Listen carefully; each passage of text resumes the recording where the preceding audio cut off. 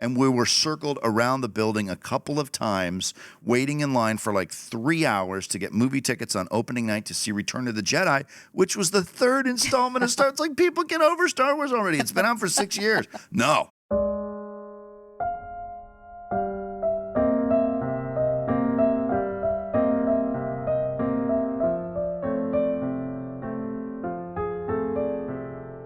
Welcome, everyone, to today's podcast, this broadcast of the Jeff and, wow, I almost said Jeff and Jessica Heilman project.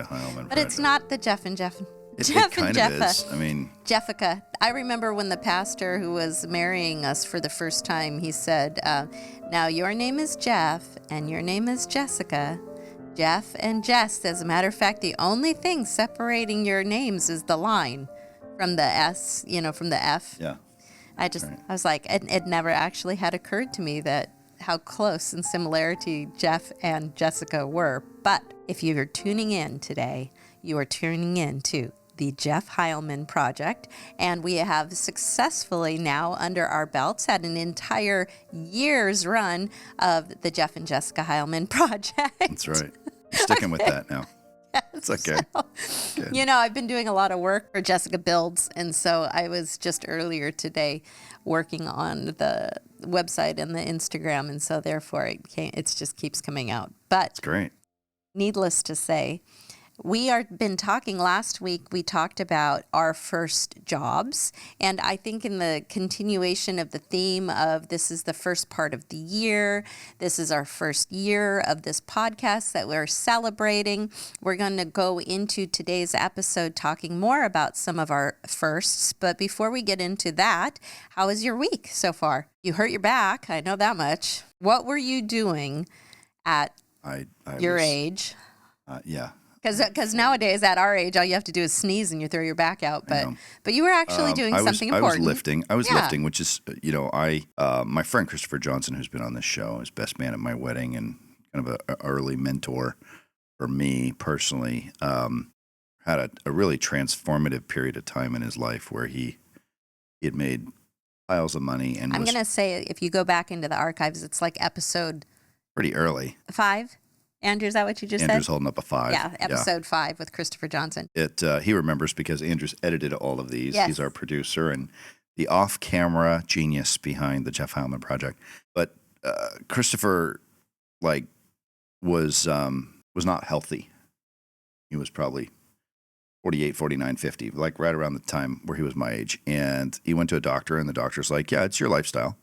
And you can basically make yourself healthy if you get strong. And if you don't get strong, you're going to get weak and die early. And he was like, okay, so what do I got to do to get strong? And the doctor basically said, you have to lift things that are heavy. You have to lift heavy things. So he goes, okay, so you can check him out. He's on VanSmack on VANSMAC, which is his handle from when he was a video game lord in Mortal Kombat. But he can be found. We'll have to put it in the link to where Christopher's lifting Insta threads are. But he literally transformed. Like, I went 2 years without seeing him, and I could not recognize the guy that he had become. He looked like a massive Arnold Schwarzenegger bodybuilder guy in just a couple of years, and he'd never lifted a weight until he was 50.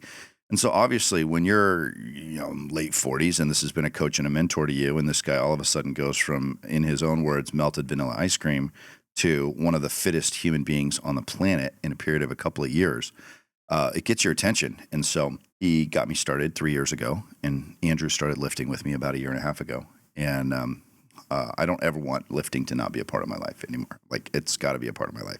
That said, there is a safe and healthy way to do it, and sometimes certain exercises in my low back, I've never had a problem with lifting, but for some reason this week was a little rough.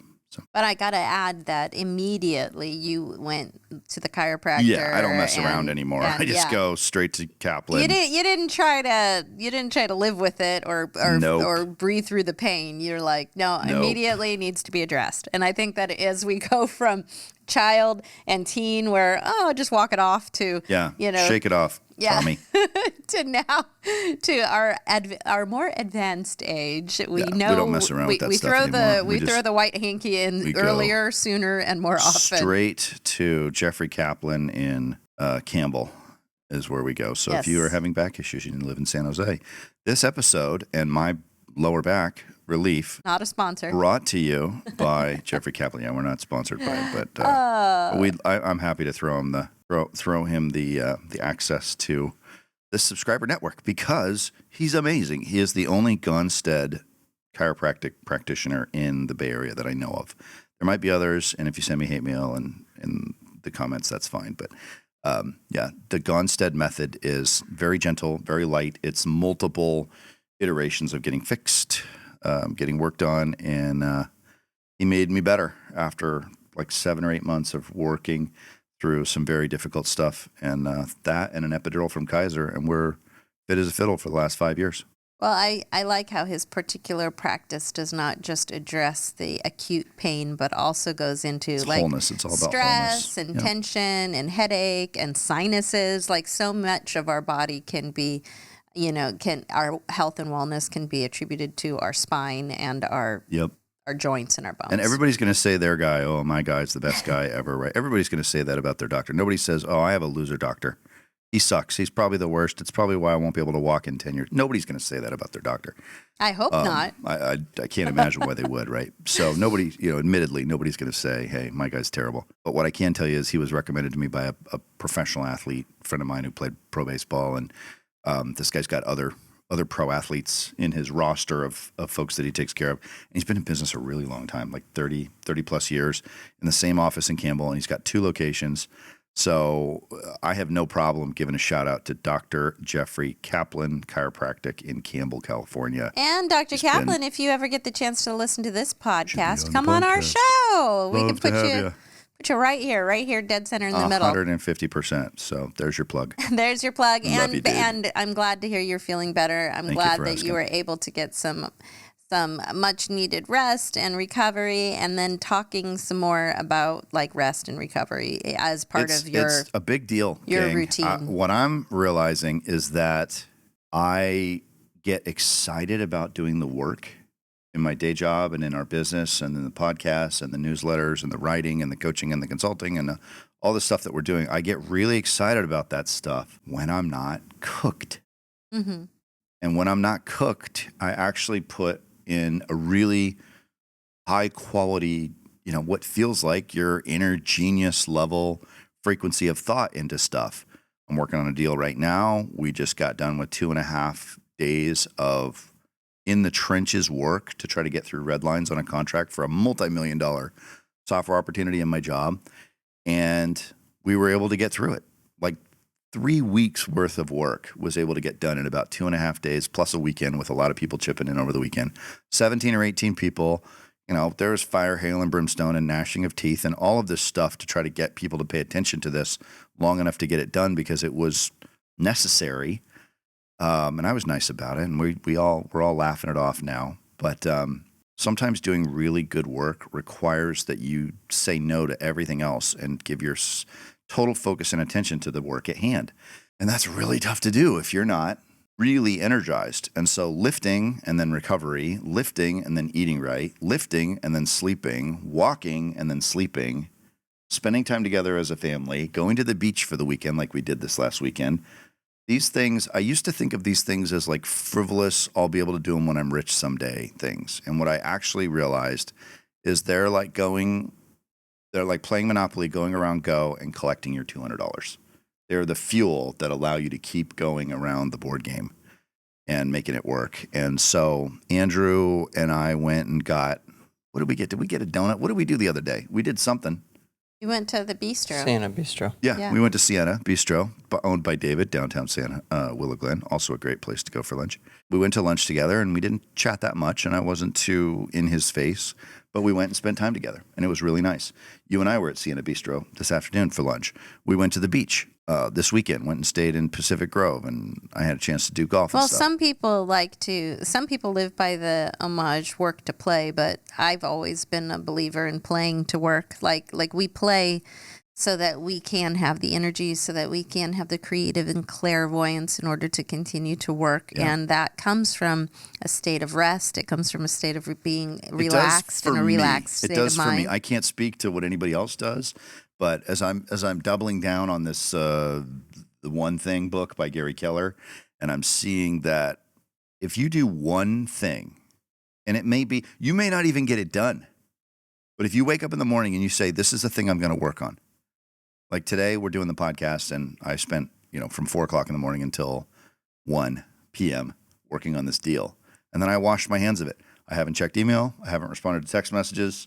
My team's messages got a bunch of stuff in the thread. But I did get those contract red lines turned back to the customer.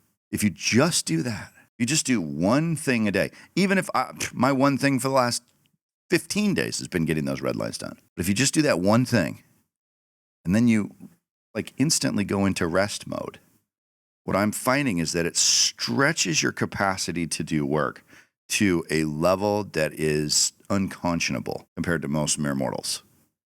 That you can literally create a superpower of attention and focus if you'll stretch hardcore on one way of focus, and then you'll stretch hardcore the other way of rest and recovery.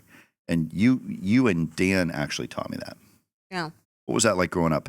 Well, growing up, there was no rest and there was no play worked into it, which is why later, as he became older and he was grandpa. He became older and wiser. We were starting out young and unexperienced, and in his maturity, as we chose to listen and being able to listen to and apply, that was really what ended up turning things around from the focus. Plus, just reading a lot of books like Play It Away and so many. What is that book? The Right Brain. Oh. Why Right Brain Thinkers Will Rule in the New Economy by Daniel Pink. Yeah, Why Right Brain Thinkers Will Rule in the New Economy. There's so much about like the Circle of Innovation with Tom Peterson. There's so many good books out there which challenge you from thinking from inside the box to outside the box.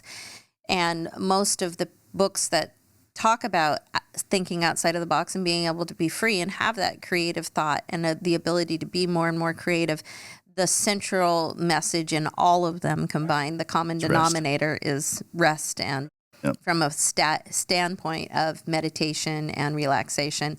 The other day, I sent you a text message, and I said, in along with the theme was, as Daniel LaRusso in The Karate Kid gets to that wax on, wax off moment, and Luke Skywalker gets to his perfect shot with the blast shield down, that state of... The blast shield down, how am I supposed to fight? That state of tapping into your inner self, that state of just being totally cool and calm and collected and trusting your systems. LaRusso's wax on, wax off was a system that he had in place for defense. And Luke Skywalker had a system of being able to time the right timing before he shot his final approach thruster or bullet or whatever you want to call it. So in that theme, with this being an episode of First, with us tapping into our innermost self, and by the way, we would love to hear your comments about this. What moments have you had? What experiences have you gone through where you've been able to tap into that inner genius? It's a vibration. It's an oscillation of thought that comes when you're relaxed, tranquil, but alert, aroused by an interesting challenge or an idea of something to be able to go after, but not stressed or under any sort of pressure. It's really important when you're performing at a sport or a piano recital. They call it the zone. Athletes call it being in the zone. That white moment is available to everybody, but it comes, I've heard people talk about it in terms of surfing. It comes through a process of doing, you paddle out, then you rest, then you surf in the zone, and then you hang out on the beach by the campfire and play guitar. And then you paddle back out, rest, wait for the sets to come, surf and are in the zone, and then you go back to the beach and rest. You're stretching yourself by pushing as hard as you possibly can in one direction and then going almost comatose level relaxation on the other side. And by doing that, you're stretching the band. It's almost like you're increasing the sweet spot on a tennis racket or on a golf club to where you're making it to where that sweet spot is really big.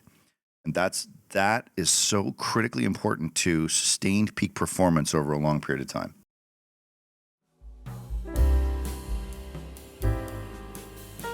Hey everybody, this is Jessica. I'm so excited to offer to you this new service and this ability that you have to text in your questions, comments. Maybe you have some situations that you'd love for Jeff and Jessica to try to tackle along with you. You can text us now at 203-646-1472. Your phone carrier may have standard rates that apply, it being a text, but this is a free service from us to you in which we would like to participate with you in an ongoing conversation about how we can help and what we can possibly do for you. Looking forward to hearing from you soon.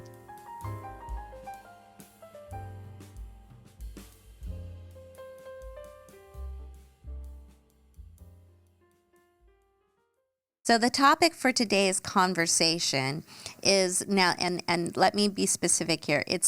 We're going to talk about movies that have moved you, like movies you watched for the first time that moved you to change the way that you were thinking, maybe look at something from a different point of view, how movies and how cinema has affected you for the first time, which has then thus been something you've constantly referred back to. And so not talking about any modern movies necessarily. I'm going to say, let's talk about movies that we would have seen between the ages of like 0 to 20. So that would have been like my clipboard 70. What would that have been? That would have been 74 for you, 77 through me to like movies that moved us. 95 or so. Okay. Like something, a movie or a way that a movie made you feel, or maybe the experience, and then how that you might continue to go back to that or pull from that, and how it affected you. Like, was it something that permanently affected you moving forward? I'll give you one example. There's so many, but in the early 80s, I believe it would have been, when Chariots of Fire had come out. And I remember that, there's that pivotal moment of them running on the sand and do. And I just remember my mom watching that like over and over. Jack Black's doing that.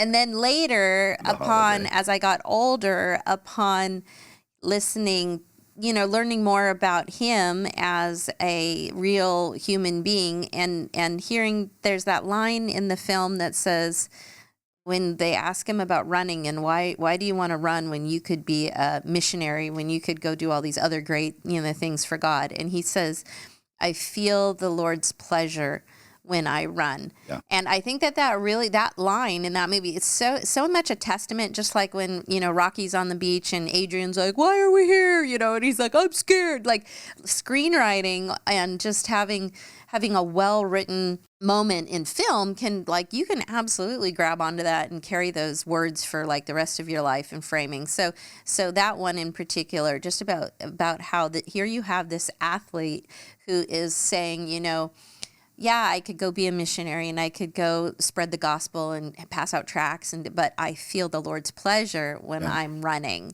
And so that just kind of always stuck with me as something like you've got your slow motion music, you've got the you got your Academy Award winning, and then as we found out later, it was as I found out later, it was Princess Diana's boyfriend / fiance was the producer for the Chariots of Fire, his family's company. How about that? I don't want to butcher his name, but yeah. So anyways, it's just a fascinating story and fascinating line. It stuck with me. What about some of the movies that may have moved you, helped you, motivated you, molded the Jeff Heilman project? Anything that particularly stands out? I mean, you were a Star Wars a number one category for Star Wars, that's for sure. Yeah. That was the first one I wrote down. I've seen all the Star Wars movies in the theater, going back to, I'm just on the edge of being too old to have seen every Star Wars in the theater because I was born in 74. And I saw the original Star Wars on a re-release in, I think, 1979. It was actually came out in 77. Andrew probably knows this, but well, the Oaks would have probably still been playing it from 77. Yeah, exactly. The Oaks Theater. But I saw it at the Meridian Quad at like Winchester and Stevens Creek in 1979. My parents were going to take me to go see the Muppet movie, and I'm like, "Are you out of your mind? Yeah. How dumb do you think I really am? It's Muppet movie over here, Star Wars over here," and I threw probably the biggest fit I've ever thrown in my life. I'm like, you can't take me to the movie theater and then stick me with the Muppets. How would you have known at No offense, how Jim would Henson. you have known at 6? Like, would you have watched commercials on TV? Like, how would you have known, like, no, I have to go see? What was... Well, fortunately, I was alive and 5 years old in 1979. What are you... Star Wars was everywhere Okay. for years and years and years. They had Star Wars commercials for the Kenner action figures on TV. Yep. They had Star Wars in the movies. They had Star Wars action figures. They had Star Wars Legos. Halloween My friend costumes. that we lived in, when my brother was born in 1977, my friend had the Star Wars Death Star, the original Star Wars Death Star with the actual action figures. And I was so jealous that I wanted that so bad. And there were friends that had Millennium Falcons and friends that had X-Wing fighters and friends that had later, after Empire came out in 81, had the Kenner snow speeders. There were cartoon remanufacturings of Star Wars. When we got the Troll book order when we were kids, there was the Star Wars, the history of the books with the little sketches of which I didn't really like because they weren't the actual ships in the movies. But now, as an artist, as a drawer, seeing the storyboards. seeing the storyboards of these movies, that was what you got on your Troll book order, and you put your money in, you give them your check, and 72 weeks later your book shows up in the mail, and you get your collector's edition of the Return of the Jedi storyboards. They had TV commercials for Burger King glasses with Star Wars and Return of the Jedi's Yes, the Burger King glasses. level. Tumblers. Dwayne Hood had all the matching tumblers for R2-D2 and Luke Skywalker and Han Solo and Chewbacca and Darth Vader and the Death Star. You would go to the birthday parties and they would have non-Star Wars gifts would be wrapped in Star Wars wrapping paper. You would have Star Wars pillowcases and sheets, Star Wars shoes. I had a Star Wars watch when I was a kid. They had Star Wars video games. Like, to know, like, how did you know what Star Wars was when you were 5 years old? That would be like not knowing what soccer was if you lived in Brazil. So what do you think at 5 years old was your, like, if I could say, your key takeaway? Like you're watching the movie, you see it for the first time, your mind is blown. What of the film impact, what of the actual film, the ideology, the philosophy, like what stuck with you? About Star Wars? Yeah. Oh, getting to kiss Carrie Fisher. I mean, like, she kissed him when he swung across the thing. That was the best part of the whole movie. Boy gets the girl, right? Come to find out they're from Arkansas because it's a sister. Stop. That was a bit of a disappointment. No spoiler alerts here. Yeah, if you haven't seen Star Wars, it's a sister, okay? Okay, so but like Han Solo to me was a little rough because I had kind of a soft dad, and so Han Solo was not strong male type, right? That didn't really. I wasn't too sure about him. We're not too sure about that guy. But Luke Skywalker, the weenie warrior who turns into somebody. I guess that he really doesn't. I had my hair cut like Luke Skywalker when I was 5. Like, that was my thing. I had Star Wars underoos. For those of you old enough to remember, yes, you I did. had Star Wars lightsaber and Star Wars underwear, which will not be part of what Andrew puts in the link below. I think I have a picture. Because you had Superman and you had Star Wars. Yeah, and Superman. Spider-Man. It was like Superman, Batman, but mostly Star Wars. Besides, Batman didn't have a lightsaber. I guess George doesn't really get into the more philosophical until Empire with when Yoda enters into the scene and you can only take what with you. Only what you take with you. Yeah, when he goes into the cave. Yeah, when he goes into the only. Okay, so what about? Okay, well, let's talk about another. Star Wars changed my life. What about? And so it changed your life from Star Wars said, you, Jeff, can go to the Dagobah system. You, at 4 years old, can experience the hero's journey through this Southern California kid who, I mean, Mark Hamill. Oh, can you Hero's imagine? Journey, that comes from Pilgrim's. Hero's Journey is... doesn't it originally come from the Pilgrim's Progress? It's Joseph Campbell. Oh, yeah, well, but I thought that there was like a... It's Pilgrim's like an old... Pilgrim's Progress, which is late 1680s. Yeah, I've actually listened to all 37 hours of that on Audible. Talks about the journey. Fascinating. It's like listening to somebody talk on a pirate ship, but fascinating story. But the hero's journey is the hero's journey is the manifestation of the research that Joseph Campbell did around masks, the masks that people wear, the roles that they play. We have masks on when we're dealing with husband and wife. We have masks on when we're dealing with the public in our podcast. We have masks with our children. We have masks with our neighbors. We have masks with the people that these roles that we play, these ideal scenarios of how we're supposed to behave. And to the degree that we understand these roles, we're able to participate in something that Joseph Campbell talks about as the hero's journey, which if you want to get a pretty trippy, go smoke a bowl and then go check out the hero's journey on YouTube and look and see how all stories kind of fall into this same shape of the introduction of the main character. And I'll draw this for you. Kind of it's a clockwise circle, but going the hero. They've actually done a Bluey episode around. Did they really? The hero's journey. Did they really? Go watch Bluey then, and save the weed for the weekends. Yes. But if you go through the process and you see this concept of the hero is introduced, and then there's a challenge. Yep.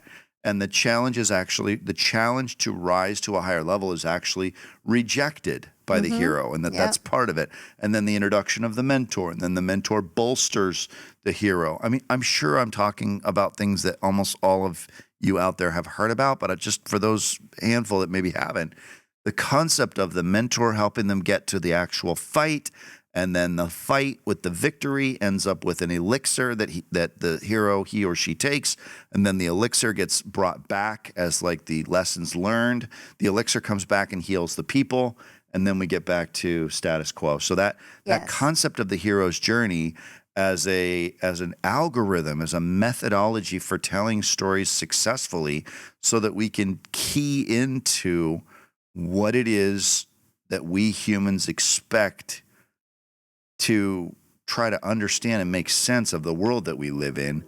I think the reason why Star Wars was so successful is because Joseph Campbell's influence on George Lucas, when he was building the screenplay for Star Wars, he said, this is what I'm going to stick to.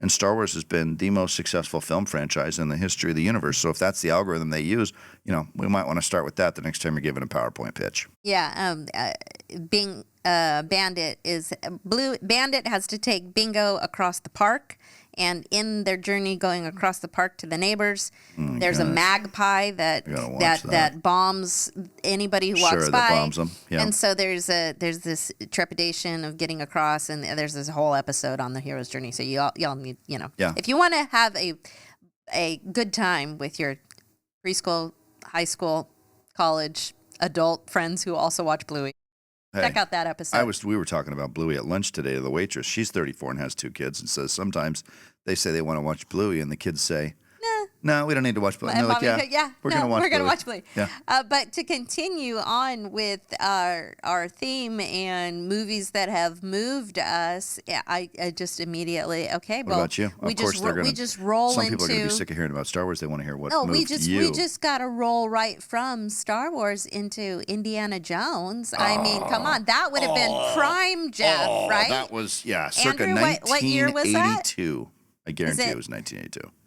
It was either 80, I think it was 81. 81? Either 81 or 82, Okay, before Return of the Jedi, which was 83. I mean, I had my high school photo taken in my Indiana Jones t-shirt. Yeah. High school? No. 82? Excuse me? Yeah. No, I'm not as old as Indiana Jones. I thought just wore you the just T-shirt. said high school. No, my school Oh, portrait. your school portrait. I'm like, wait, you're a lot. You're Yeah, still I wearing was Indiana 7. Jones. I was Go for 7 you. high school. No. Yeah. Yeah, no, Indiana Jones. Yeah, I mean, that that was would have the been best. that That would was have been so another great. pivotal movie that just kind of set the stage. I mean, we were so fortunate in we that had some of the regard best films to in come the late out of the 70s, early 80s 80s. with E.T. The original and Superman movie with Indiana Christopher Reeve. Jones and then we have Indiana Jones. we have John Williams doing the scores Oh, for so much of our for childhood. like 40 years of movies. He did them all. Yeah. Indiana Jones was amazing. That was some of the best filmmaking I think that I've to this day that I've ever seen. I love the genre, right? Yeah. Mid to late 30s, with the fedoras, with the hats got a little tighter.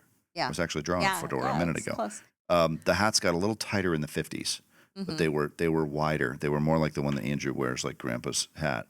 That was the style back then. And then just leather and books and automobiles were coming on the scene. And yeah, Indiana Jones was great. That made a great impact on me from an art perspective. It has the Goose airplane in it. And then, of course, they had that stupid-ass show that came out, the Brass Monkey Show. What? But there was a TV show? yeah, that was with the guy that played the captain in the first Star Trek motion picture. That was the dumbest show I never heard of ever. that. It was a take on Indiana Jones, Oh, and no. they tried. Stephen J. Cannell put this stupid show together, and Andrew will put a link to that. Don't watch it. It's retarded. I've never It's the even worst. heard of it.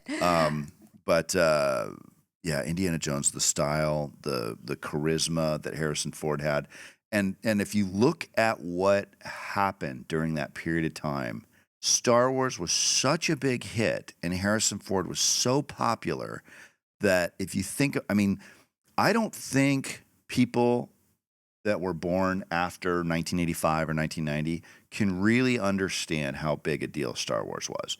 Star Wars was literally people out the door, around the block again, down the street, like police shutting down streets to make room for pedestrians standing and waiting in line to watch this movie for hours and hours and hours, for weeks and months. And many more than one time.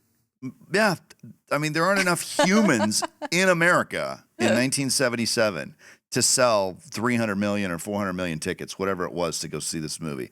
It was literally I mean, I'm trying to think of what it was like. The iPhone. Yeah. It was like the iPhone, like the first iPhone to come out, and it just doesn't, like, if you're making a movie that comes out anytime near Feb, March, April, May, or June of 1977, you're not going to sell any tickets. Well, we stood around the block. Which is probably why the Muppet movie didn't do so good. We stood around the block 4 hours in line for We stood around Jurassic for Park. Six, We did yeah, that for Jurassic Park was a big deal. Like, it that wasn't was CG, Star Wars, but it was CGI. CGI was really good. Yeah. But I remember waiting around the block at a movie theater in Rohnert Park, which is like, there's nobody that even lives there. Yeah. Nobody lives in Rohnert Park. And we were circled around the building a couple of times, waiting in line for like 3 hours to get movie tickets on opening night to see Return of the Jedi, which was the third installment of Star Wars. It's like, people get over Star Wars already. It's been out for 6 years. No, opening night with Return of the Jedi, and we got to go see Return of the Jedi opening night in the Rohnert Park movie theaters at the mall. And it was hours. Like, I remember showing up at like 2 o'clock in the afternoon for a 6 o'clock show, waiting as a little kid, like, oh my God. And then, after dark, some idiot goes, Darth Vader dies in the end. It's like, really? You're going to ruin it? You're going to be that guy? You're going to be that guy who ruins Star Wars for a 10-year-old. Well, that's okay. There's a I hope that guy's in jail. There's a Simpson episode I remember where Homer's walking out of the Star Wars. He's like, Darth's Luke's father, and everybody's all mad because they're all waiting in line. It's like, oh my God. By the way, if you live under a rock and you haven't seen Star Wars and this is your first experience, well, let's talk for a minute. We need to put a spoiler alert about Star Wars in the credits for this, so that people know if they haven't seen Star Wars, we're going to ruin it for you. I'd like to highlight two key talking points as we're talking about Star Wars and these movies that have moved us. The first is I'd like to address and talk about Harrison Ford's background as being a carpenter before he became the actor. That was so good. And then second, let's talk about how long it actually took George Lucas to watch and witness the manifest, like his age. Like he was no spring chicken when he finally was able to begin the manifestation of his vision for Star Wars. He was probably in his, how old was he, Andrew? 40s? Probably his early mid-30s. Yeah, mid-30s before he actually was able to begin. So there's something to be said. He did smaller projects too. He did TH-11X. Yeah, but and he did there's American something Graffiti. to be It was said building for success upon recognizing that you can have a vision for something for quite a long time, and that technology needs to catch up, time needs to catch up, maturity needs to catch up, networking needs to catch up, and that sometimes just keep. I guess the point of that is keep hold of your dream, keep hold of your vision. I totally agree. I have like another 5 or 6 movies here that are really great, but I would have to say that I could talk for 3 weeks about Star Wars and what it meant to me and how Maybe important the next 3 episodes are about I would love to that, know from you, turning this back around, because our audience is made up of a lot of folks that like to hear your ideas on stuff, and I get a lot of comments about how they really love that you rein me in.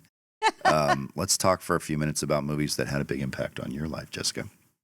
Well, a lot of times Mary Poppins got us both. Yeah, Mary Poppins. It's funny because I'm really trying to like take myself back to that like the younger me brain and not use like all the autobiographies I've read and all the the documentaries I've watched to influence. Well, yeah, of course that was the movie that affected me at the time. But if I go back in time to the person I was before the person I am sitting here, one of the most, and this might be crazy, but there's this scene.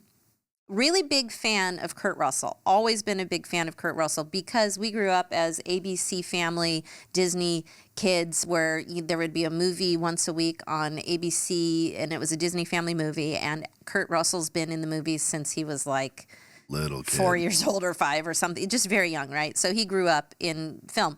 Well, in I want to say it's early 90s, he did Backdraft. And the movie isn't necessarily the greatest movie. It's not like an Academy Award winner or anything. But there's this one moment as an actor where I believe he was just completely all in. And we know now that there's safety precautions and there's straps and there's wires and there's mattresses and like there's all this stuff. But the vantage point is the camera is looking up at him and he's holding on to someone, not trying to drop them, and he's having to use like all of his strength and he's sweating and you can see the sweat because it's hot and he's in this fire and there's this scene and his eye, it's like his right eye, it starts twitching. Like it was like it wasn't twitching to start, but as he's expressing the weight of holding this person and keeping them from falling and that person's getting heavier and heavier, he's not verbally overacting by like, oh my God, this is like, it's just, you can see this muscle spasm coming out of the right side of his eye and it's just starting to twitch.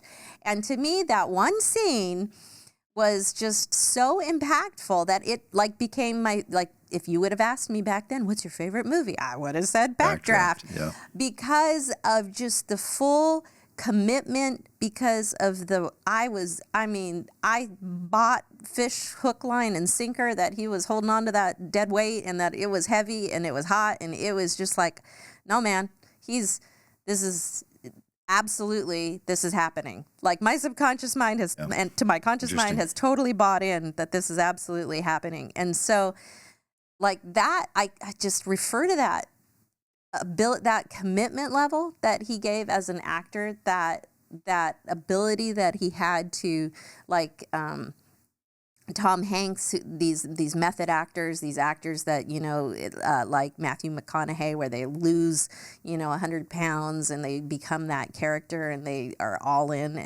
And I just, for that movie, growing up and being in that night in my teenage years of just seeing his level of commitment to was just like a commitment to anything. If you do a commitment to anything like that, you will sell everyone on whatever it is that you're doing. Like that was what that represented to me. Like if I can be committed to raising my kids, like Kurt Russell was committed to being that firefighter in that role, then I'm going to be the best mom that I could ever be, or whatever. I love that Backdraft is not really a huge blockbuster movie, although it probably did pretty well and it was pretty popular. Are there any other movies that are like sleeper hits? They're not cult classics. They weren't blockbusters. They weren't X-Men or Avengers serials or Star Wars, but movies that I'm you into just being an adult. Like adult movies that changed your. I've got one movie. Andrew probably knows what it is. That fits that category. But I would love, like, if you were to give a movie recommendation to people who they would not be listening to this podcast unless they thought we were probably cooler than we actually are. I think that if you were going to sum me up in any one particular movie, I would have to say Run, Fat Boy, Run. Moving on forward. I blew my sound guy out here. Moving forward. Run, Fat Guy, Run. Run, Fat Boy, Run with Simon Pegg it's like, it is just the most unassuming yet hilarious. I watch it every year for my birthday. We had to go get it on VHS. I had to go to Rasputin used VHS or CD-ROM or DVD. DVD. I had to find it. They don't stream it, or at least they weren't streaming it last time we wanted to watch it. But it's talk about obscure. I mean, it's. God, I watch it every year for my birthday. Did you watch it this year? I don't. Let's watch it tonight. I think I did, or at least. I mean, the movie is. The premise is Simon Pegg is at the altar with his beautiful girlfriend who is pregnant, his fiance. He's going to get married to her. Maybe. She's like 6 months pregnant. She's already showing. And rather than going down the aisle, he runs the other way. And it's like the entire movie is about him running away from being an adult, running away from your situation that you're in, and then just kind of, overcoming it. And then pathetic. And so he commits to run a marathon and doesn't even know what a marathon is. But then his friends rally around him. He commits to run a marathon. Well, it's to win the girl, right? To win the girl back. To which we can all relate to. To turn his life, the hero, to turn his life around, and then he comes to the wall. That's great. And he's got to bust through the wall. And I don't know. it makes me laugh, and I feel like I'm watching my life in motion, slowly. Feeling, chubby and chunky and heavy and all of that. And then just that victory, that victorious moment of pushing through uncomfortable situations and getting to, at the end he, gets the girl, but he's moving towards getting the girl. This the spoiler alert. So that would be probably, if you were going to sum me up in a movie, what were you going to? Fat Boy Run. Phantom Thread. Run, Fat Boy, Run. Phantom Thread.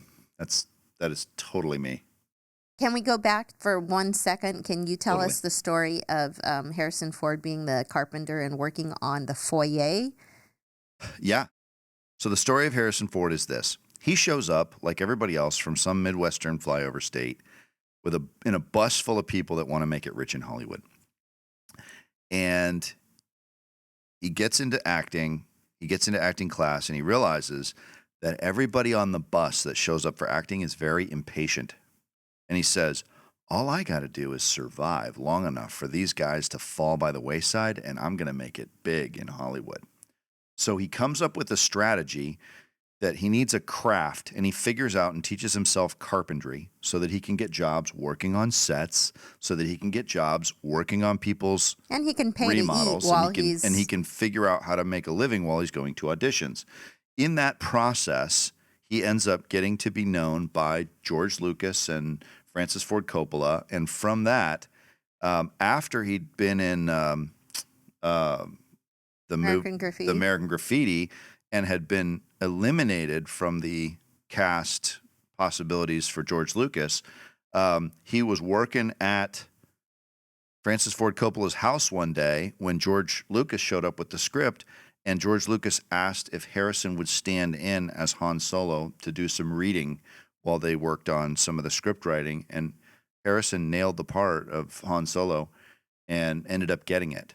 And he had been in Hollywood for 7 or 8 or 9 years at that point. And he'd done American Graffiti where he made enough money and gotten but George had already But George is like, nah, he's too old. He's too old for Han Solo is what he was thinking.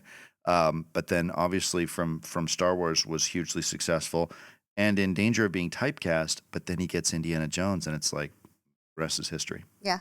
Here's you. Yeah. But he had a very strategic approach to that in that he's like, if I just hang around Hollywood for 7 to 10 years, I'm going to get to know enough people and I'm patient. And so I'll teach myself carpentry. And he ate like a king, had no problem. He could turn down roles he didn't want and read for the big stuff and got it. Yeah, I love that. I love that he was able to be resourceful in the interim while he was, pursuing his passion, pursuing his career, and didn't just bemoan and whine. Which is something that I could probably learn from because I've been in sales forever, which is not necessarily a job that I've always loved, but it has allowed me to grow as a human being and then understand, okay, if I'm going to be famous or in content creation or whatever you want to call that, but have a brand out there, you got to be able to do it for a really long time. And we're now finally starting to get public with the message. And I think it's resonating with a handful of people at least.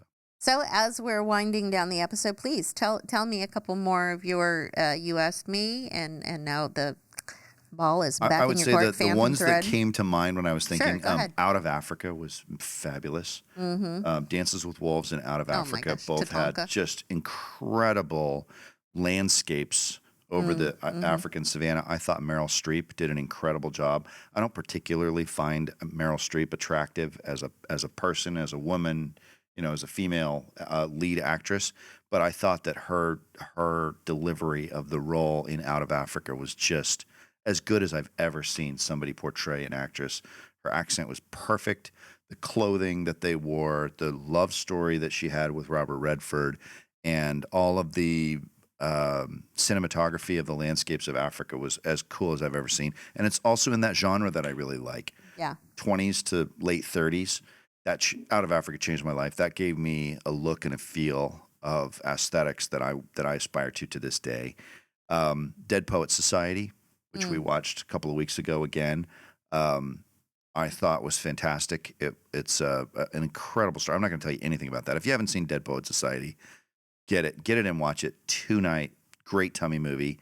As an adult, Phantom Thread. Okay, wait. Tummy movie means you're laying in bed and you put your laptop on your tummy and you watch. We have 7 kids. You think we had a TV in the bedroom the first 25 years? No chance. As an adult, I think the most impactful movie that I've seen that has had the biggest impact on me from a cinematography perspective, from an acting perspective, from a clothing perspective, from a music perspective is Phantom Thread. Method actor and Daniel Day-Lewis. Probably one of the finest living actors of all time. Finest living actor, still alive is Daniel Day-Lewis, and the job that he does playing Woodcock. His name is Harrison. My favorite movie. I can't remember the lead character's name, but his last name is Woodcock. So enamored by it. That's all. But I think if I were to pick a movie character that summarizes my life, it would be Daniel Day-Lewis's character in Phantom Thread. I've watched that movie over and over. I've listened to the soundtrack over and over. You're Phantom Thread and I'm Red Fatboy. Yeah, I'm Phantom Thread. I'm Simon Pegg and you're Simon Daniel Pegg, Day-Lewis. and I'm Daniel Day-Lewis. Hey, yeah, which is really wild because a lot. Simon Pegg is a dude who smokes cigarettes and runs a marathon. Jessica's like, I'm gonna lose 60 pounds so I can go to France and buy couture clothes, and then I'm Phantom Thread, which is the totally warped, twisted, workaholic couture dressmaker and owner of one of the top houses in London, who goes through the stretching of rest and very intense work when he's getting ready for shows and things, who needs a woman in his life to basically make him. He's a little fat boy. No, needs a woman in his life to poison his food so that he will chill out a little bit and need her. I will not poison your food. Hope you don't. I will get. I've you never gotten healthy sick from food. anything you've eaten so far. So if I do, no, I'm just kidding. Well, no. I'll give you healthy food. But she, Alma, is his love interest, and she is the lightning rod. Which, as a muse, you wouldn't necessarily think that a muse would be a lightning rod, but she takes horrible abuse from him, and yet he is desperate to try to do something amazing, and he cannot operate his nuclear power plant of personality without the cooling water of her influence in his life. And that is so exactly like, I mean, I am a nuclear power plant who is on the verge of Chernobyl explosion and meltdown, I would say 5 days out of 6. And because of the cooling, relaxed, calming waters that sometimes boil over when I get too hot, that creates the steam engine of sustainable energy for this family. It's those two, it's the flint, the stone together that makes the spark, that makes the fire possible. And I really can't explain that relationship any better than the movie does in Phantom Thread. Well, and I'd like to be clear. I'd like to make it clear so that anybody who's watching this would understand that while I am ever present, because I believe that that's part of what being married is all about, is being a team, I will always defer to a higher power and encourage you to, oh, wow, it seems like you're really wound tight. You should probably go for a walk. You should probably go and find those ways for you to calm your own self down, that I am here to encourage you to put your oxygen mask on. Because there's a lot of people that are unfortunately in very codependent relationships and very unhealthy relationships where one person's saying, you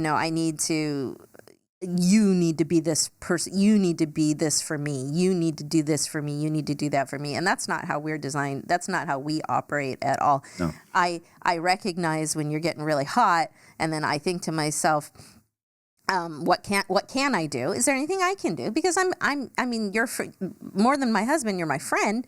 And so what can I do? Am I capable of doing anything? Yeah, I can get you a glass of water. I can get you some food. I can tell when when you're running so hot that you need something.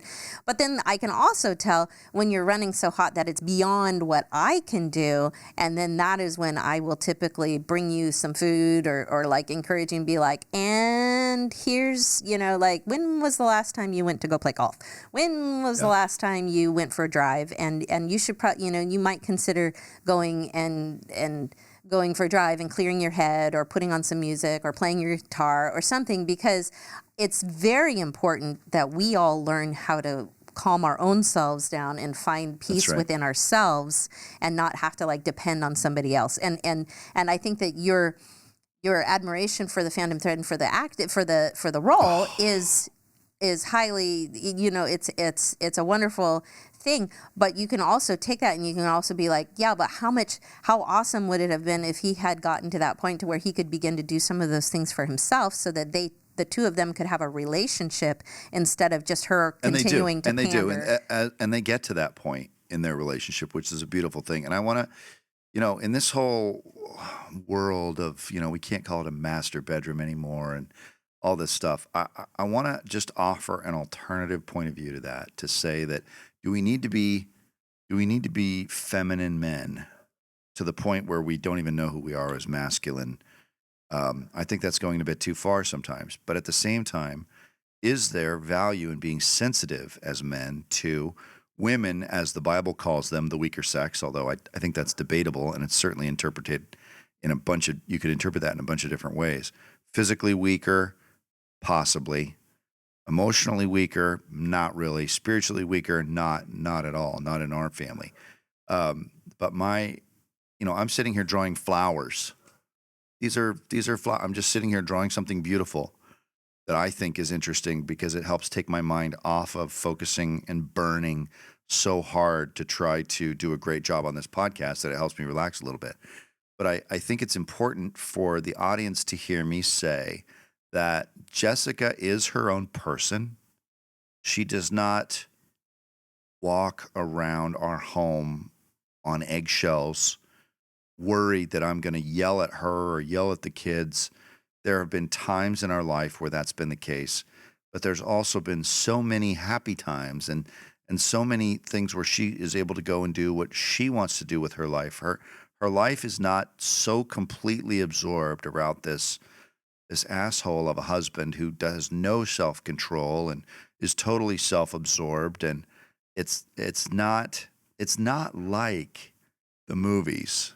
The movies show extremes to make a point, to tell a story, to help a narrative deliver a message or a lesson learned. And I would say that you and I have a pretty good balance most of the time in, look, I've got shit I got to do because I'm trying to make money. I've got deals that I'm trying to get across the line. We have budget issues. You have needs. We've chosen to set it up to where I'm really good at making money, so that's what I spend most of my time doing. You're really good at creating art and taking the seeds of money and ideas and food and kids and then making a life out of it, which I really don't know how to do. And it's a partnership between the two of us to where sometimes she asks for more than I can give, and sometimes I have more than I need and can be creative, and we toggle back and forth. But I want to make sure that there's no mistake in the interpretation of respect and honor that I feel toward my wife and toward my children, that it is not a 50-50 marriage. It's a 60-40 marriage, and we're both willing to put in the 60 almost every single waking minute of every single day. And our standard of excellence says that we need to give our best, and that by giving our best, the other people in our lives are going to be blessed by what we can contribute. And sometimes I need more from Jessica than she can give, and sometimes she needs more from me than I can spend or that I can give in return. But there's a respect and a gentleness in that rapport that says that, you know, if we can't do what one or the other person wants to do at that moment, it doesn't negate the quality of the relationship together.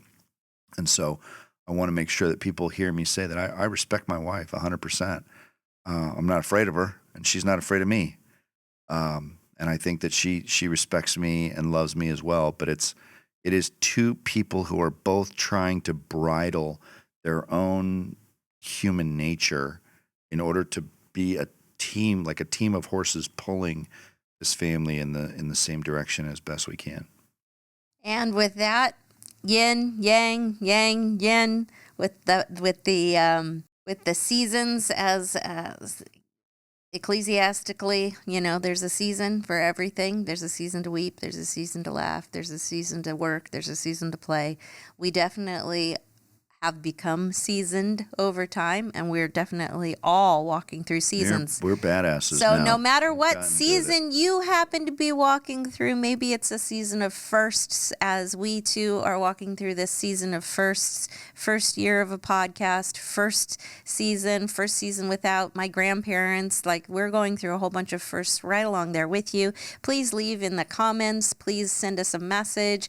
Tell us what you're going through for the first time. Maybe we could add some of our seasoning. Maybe you could help add some seasoning back to us. Just stay invested, stay communicative, because we would love to be able to converse with you. Thank you for tuning into this episode of the Jeff Heilman Project. We hope that you enjoyed it, and we look forward to talking and seeing you next week. Bye, guys. See you again soon.